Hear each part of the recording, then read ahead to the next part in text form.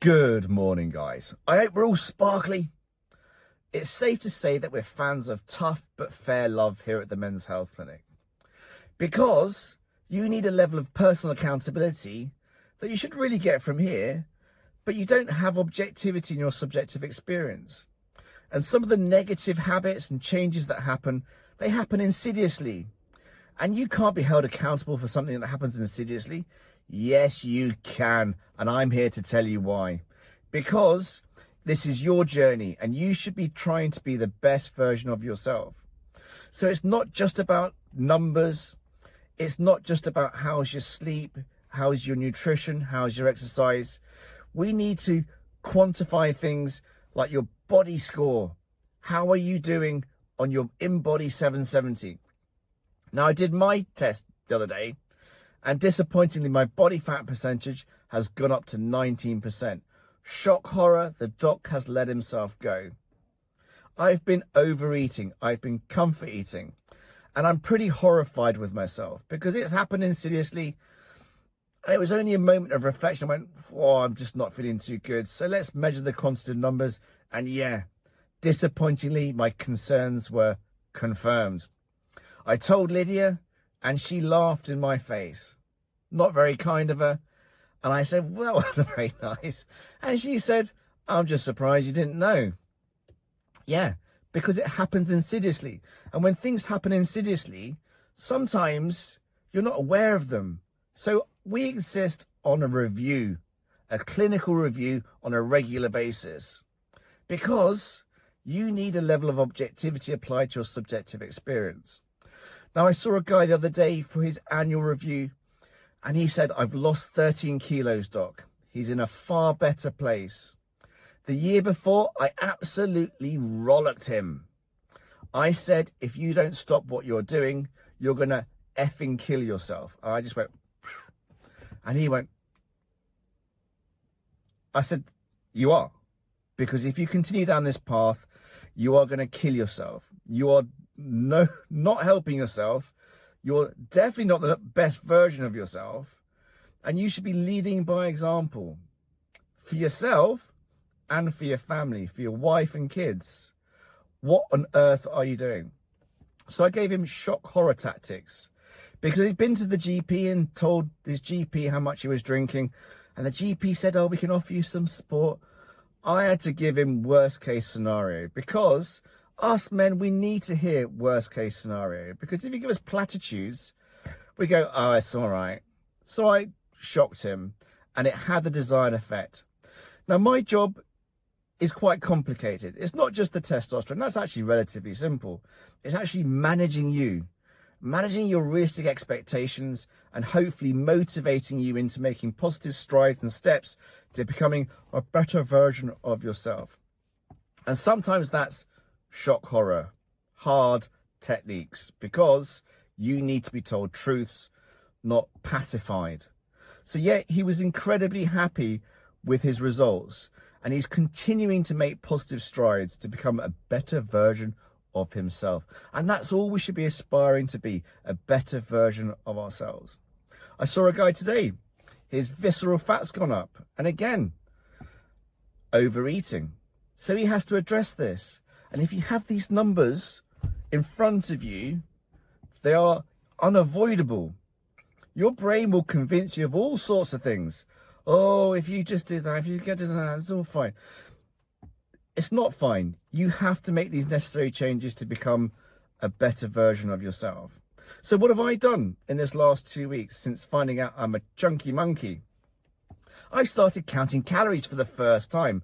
I've never counted calories. I've never needed to, because I exercise loads and I haven't really overate, clearly, but now I clearly am.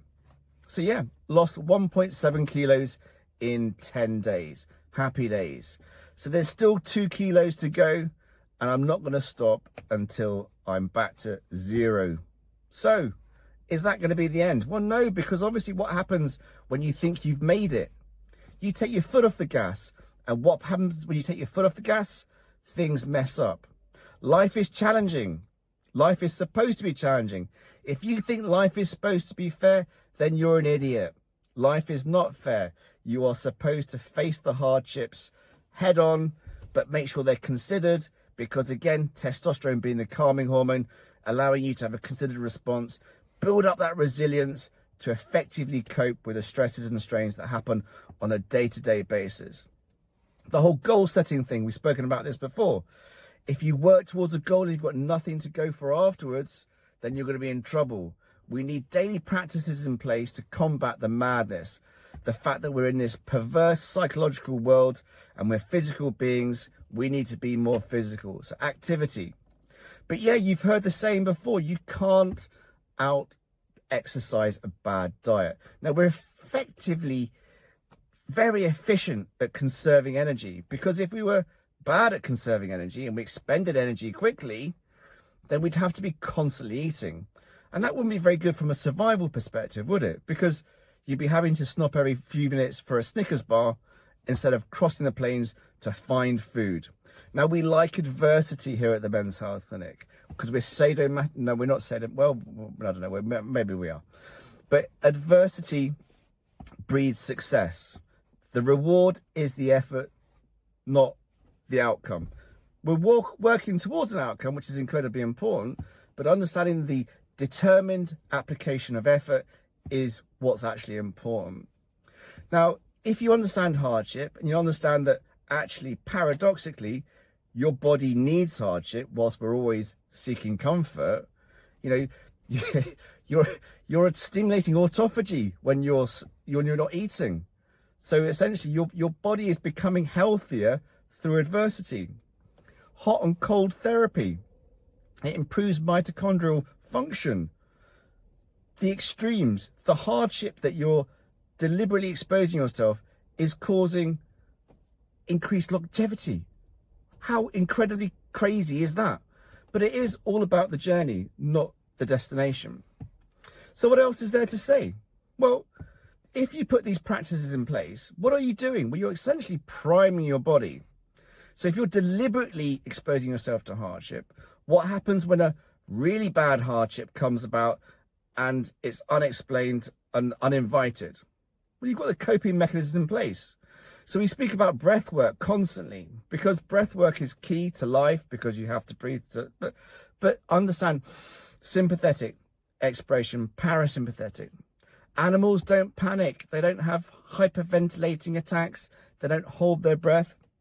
They breathe slow and considered, or effectively for the response that needs to be initiated. So a sympathetic disappear, fight, flight, they're going to go.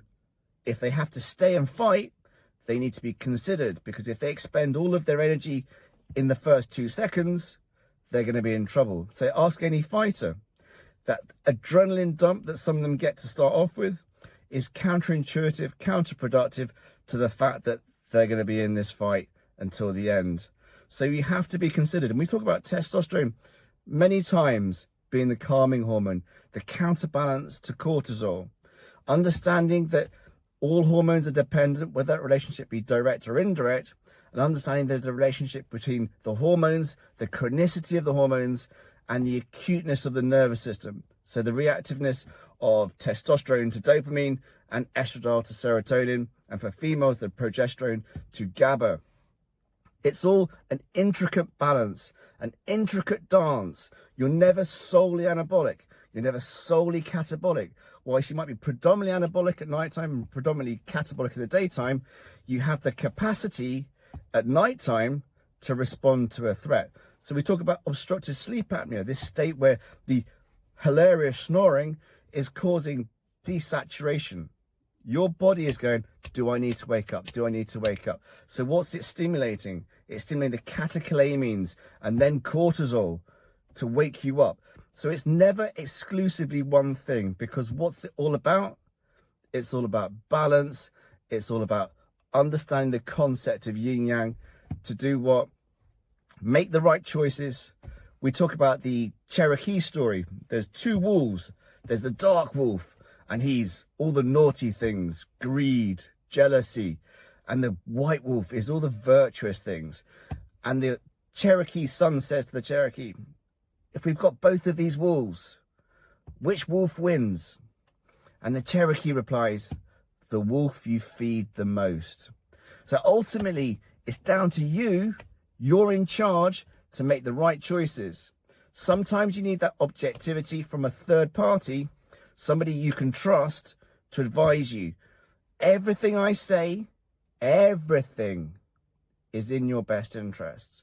It might not seem like it's in your best interest with your subjective experience, without the awareness of 4,000 plus patients and 27 plus years of being a doctor and continued learning. Everything we do here at the Men's Health Clinic is in your best interest. Trust the process to allow you to do what? Go earn your reward.